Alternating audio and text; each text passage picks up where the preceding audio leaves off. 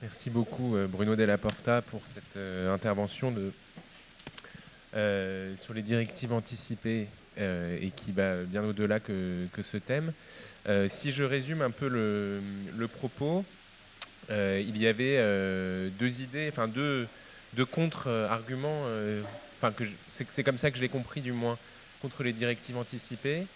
C'est d'une part le constat que l'être humain est contradictoire, c'est-à-dire que il a des désirs contradictoires à un instant T, c'est-à-dire que d'une façon synchronique, à un instant T, il peut avoir deux désirs contradictoires, et puis de façon diachronique, c'est-à-dire dans le temps, il se contredit, et c'est ce qu'ont dit aussi d'autres philosophes que vous, comme Nietzsche ou Kant, de façon beaucoup plus ancienne. Donc ça, c'est le premier point. Et le deuxième point que vous avez mentionné, c'est que quand bien même on pourrait se projeter, l'environnement, enfin, quand bien même nos désirs ne seraient pas contradictoires, il nous est difficile de nous projeter dans un environnement qui nous est étranger, qui nous est pas familier.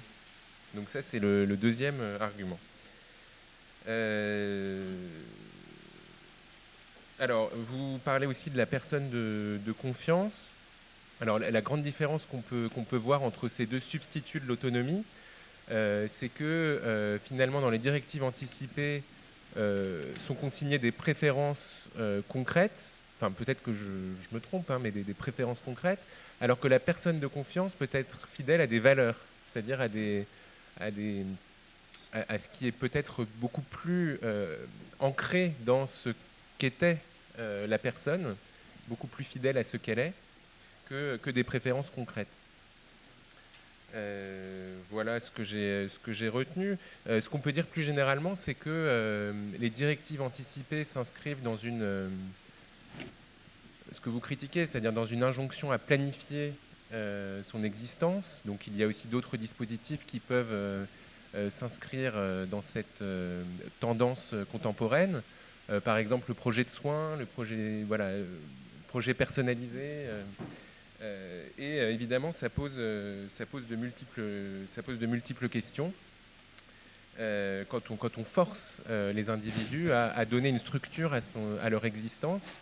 Et là, je reviendrai un peu sur ce que vous disiez, c'est-à-dire que si le ciel est vide, c'est-à-dire s'il n'y a pas d'ordre externe dans lequel on peut projeter son existence, il y a aujourd'hui une injonction à avoir un ordre interne, c'est-à-dire à hiérarchiser ses désirs, justement pour pallier le vide du ciel. Donc il y a un peu cette espèce de déplacement qui n'est pas moins contraignant qu'un ciel, enfin que des injonctions religieuses, par exemple. Donc voilà, pour résumer un peu le propos et en restituer l'architecture, je vais vous donner la parole à la salle. Est-ce que vous avez des questions ? Non, tu as très bien expliqué, c'est très intéressant.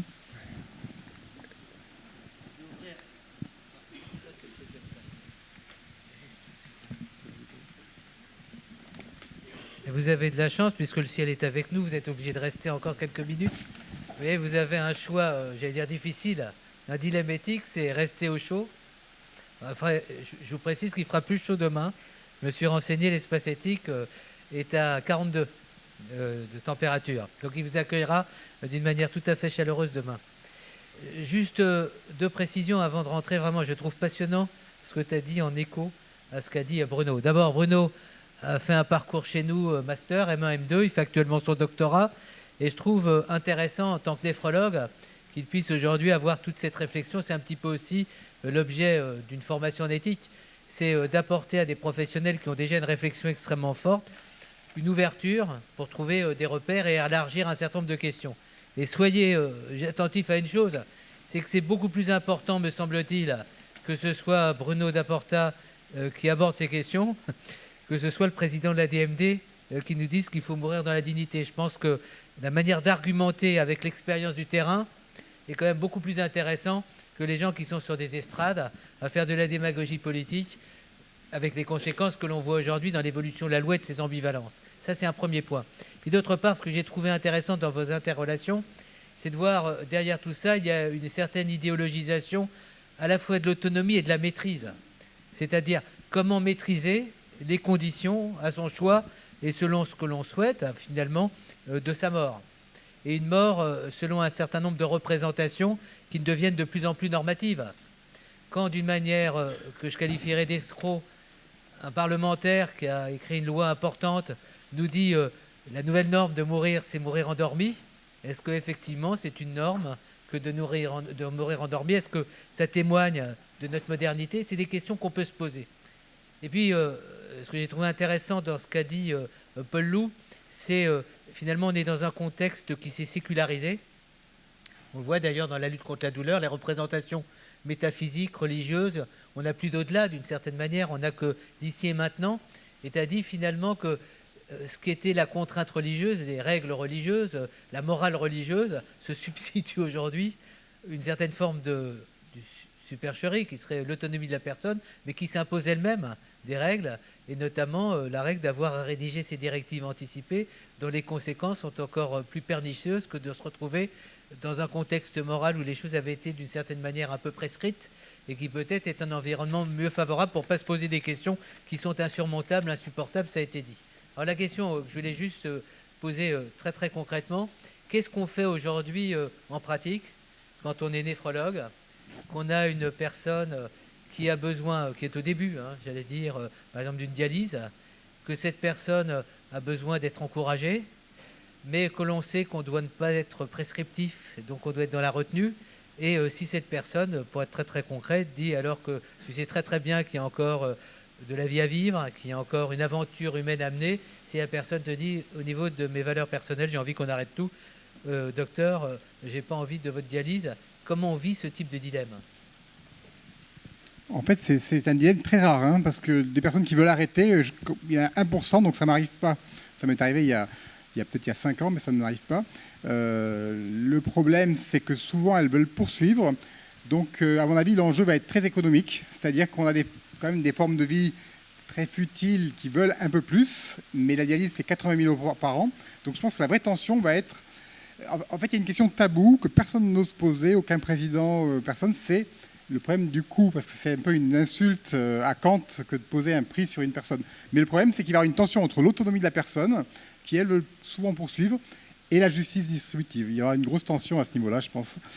Et puis, par ailleurs, je ne réponds pas à ta question directement, mais concrètement, dans les établissements, là, le 3 janvier, j'organise une grande réunion sur l'Île-de-France avec tous les néphrologues pour savoir comment on va appliquer ces directives anticipées contraignantes. Et ce qui se passe, c'est qu'on voit que le problème, c'est la chronométrie. On a tous plein de trucs à faire et on n'a pas des heures à passer pour discuter avec tout le monde tout le temps, quoi.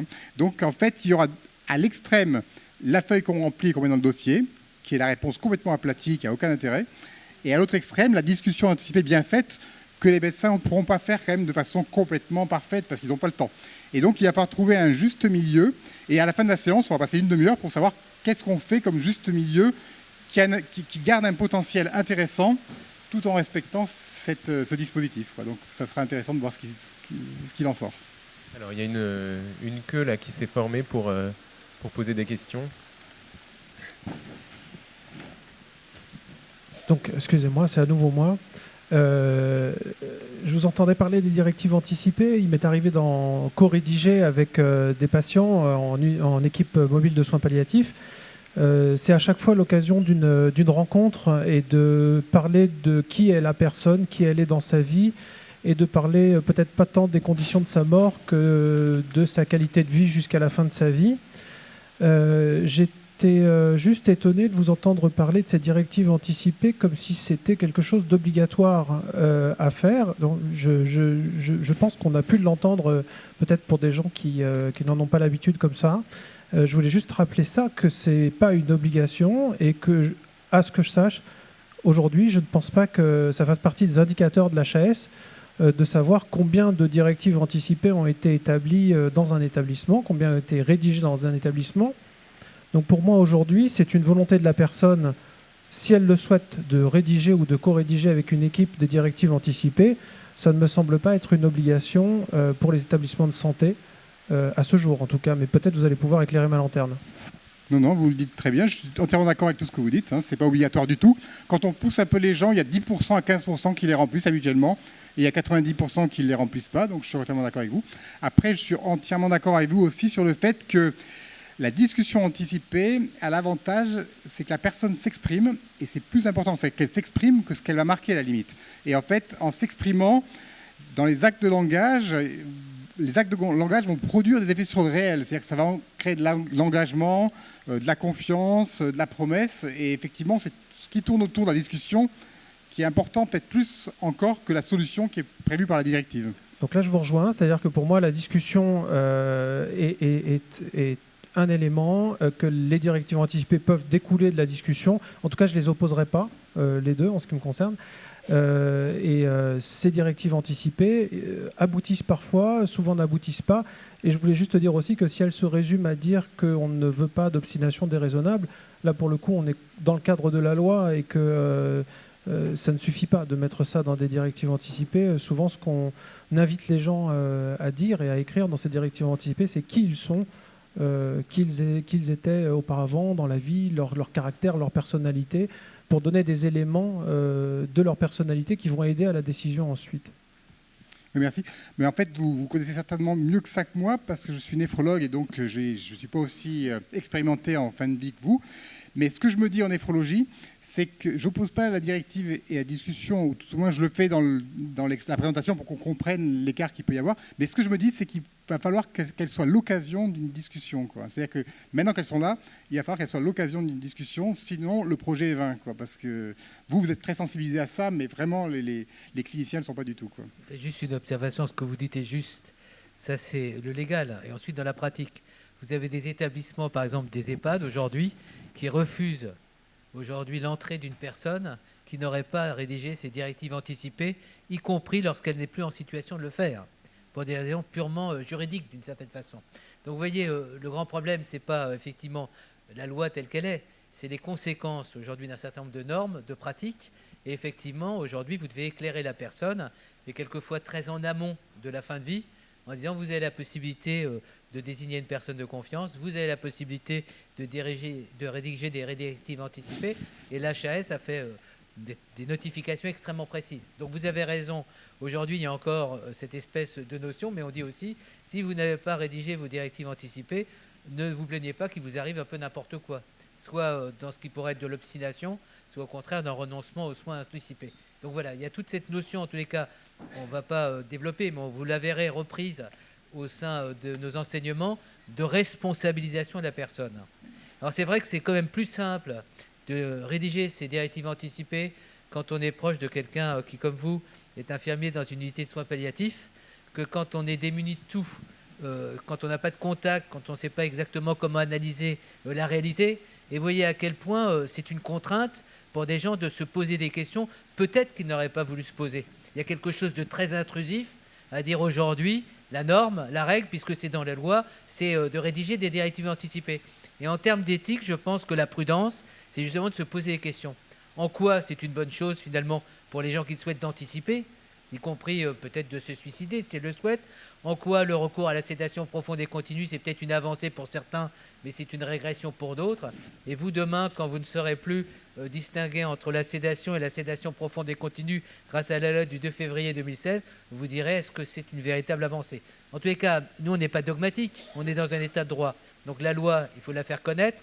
C'est pour ça qu'on sort dans quelques jours. Et d'ailleurs, il a écrit un très bel article sur les directives anticipées dans cet ouvrage Fin de vie, éthique et société. Donc on va dans ce sens, mais ce qui est intéressant au niveau de l'éthique, c'est pas de dire on est pour ou contre, c'est de montrer les enjeux, de problématiser et de voir si cette loi effectivement est une avancée, et bien en quoi est une avancée. Voilà, mais vous avez tout à fait raison, nous avons fait observer cette petite imprécision dans notre approche.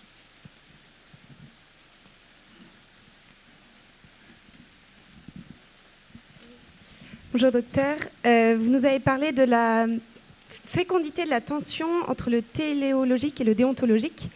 Et en fait, j'aurais souhaité savoir si vous aviez un exemple dans votre pratique, voilà, un événement qui a montré justement la fécondité de cette tension, parce que ça peut paraître assez paradoxal.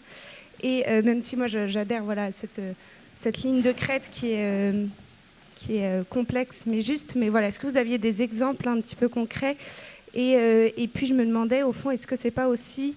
est-ce qu'on ne pourrait pas aussi parler de l'importance du temps qui permet justement d'amorcer cette relation, parce qu'on a beaucoup de personnes qui, dès la première rencontre, refusent la relation. Voilà, est-ce qu'on ne peut pas parler aussi de l'importance du temps pour la fécondité de l'attention entre le déontologique et le téléologique et la fécondité de la relation? Merci. Oui, donc vous avez complètement raison. Alors moi, je ne suis pas médecin en soins palliatifs, je suis que néphrologue, hein, donc je passe pas. Mon expérience, c'est pas exactement ça. Par rapport au déontologique et téléologique, en fait, à mon sens, vous y répondez directement avec le temps. C'est-à-dire que l'annonce diagnostique d'une maladie grave, c'est une oscillation entre les deux, je pense, si on le théorise. Et le fait de mettre de la temporalité, c'est en fait mettre de la téléologie. C'est-à-dire que si on est strictement autonomiste et déontologique, on dit tout de suite. Et donc, si dans l'annonce, on est attentif aux conséquences humaines, on introduit la temporalité. Et donc, la temporalité, c'est effectivement la verbalisation, la temporalité, c'est une réponse théologique à la violence qu'il peut avoir à être strictement déontologique si on modélise les choses. Mais la réalité est beaucoup plus complexe que ça, quoi.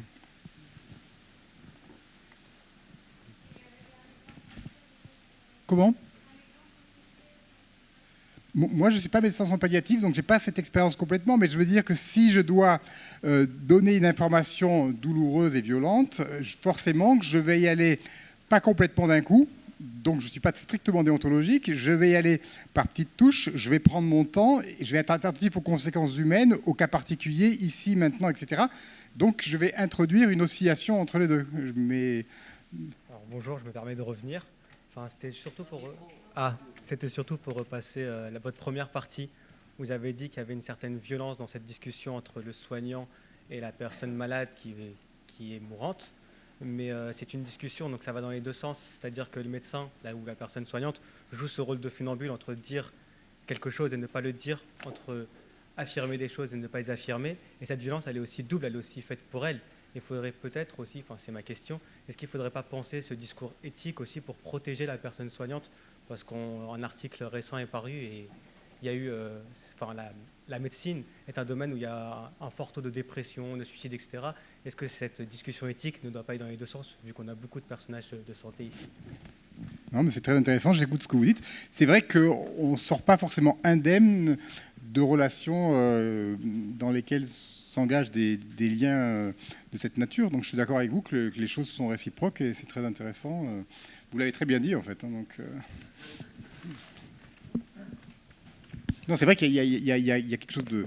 Il y a une violence à minima à parler de la mort à une personne, mais en retour, on n'en sort pas indemne de mois en mois, d'année en année, quoi.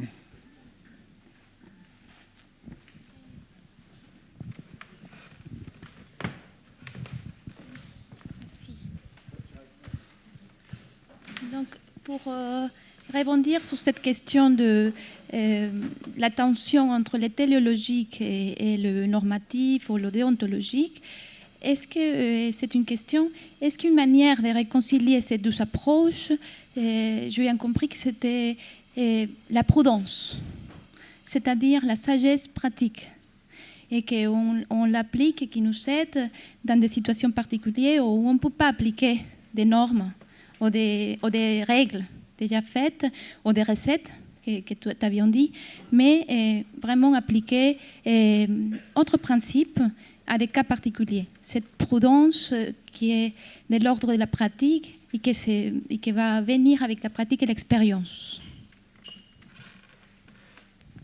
Non, mais tout à fait raison. Je pense que pour sortir de cette tension ou pour qu'elle soit féconde, je crois que vraiment il y a trois pistes comme ça qui me passent par la tête parce que j'y avais pas réfléchi avant.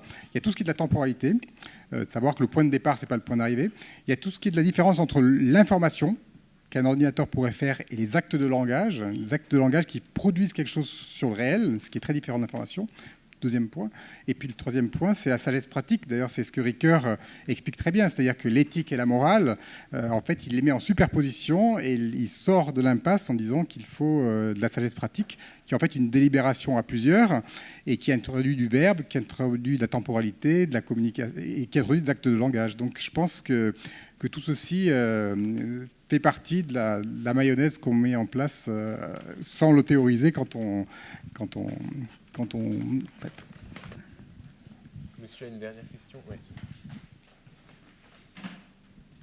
Oui, moi, il y a une chose qui me frappe, c'est que... Donc... Vous êtes une célébrité de l'espace éthique. Oh non, mais... Bon, je suis un petit bonhomme. J'ai eu dans ma vie une période difficile qui m'a amené à me mobiliser dans une association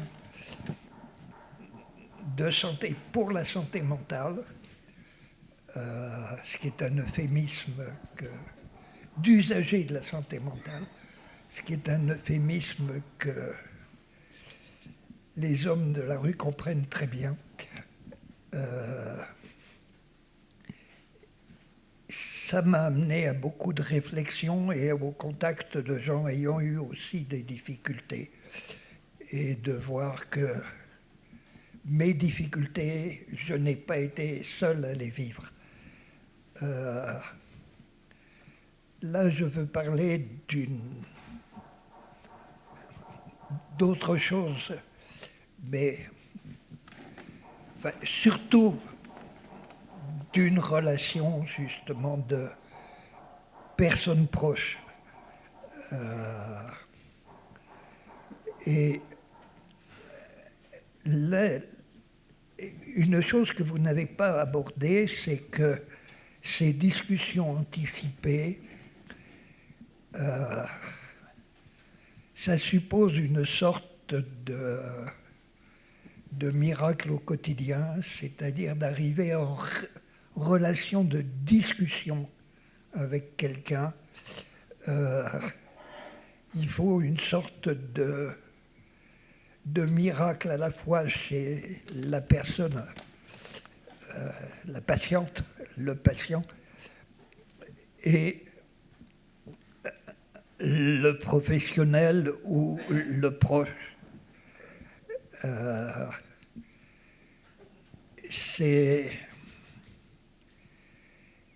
Il faut arriver à parler de la même chose, à l'intuition de quoi le patient parle. Et c'est pas facile. C'est parfois compliqué par le fait que professionnels et patients n'ont quelquefois pas la même culture. Au sens fort, c'est-à-dire même la tradition familiale, ne comprennent pas la tradition familiale du patient. Et comment dire, bon, j'ai vécu moi une situation où le patient, la patiente, pendant que le médecin, qui avait des difficultés d'expression en français très fortes,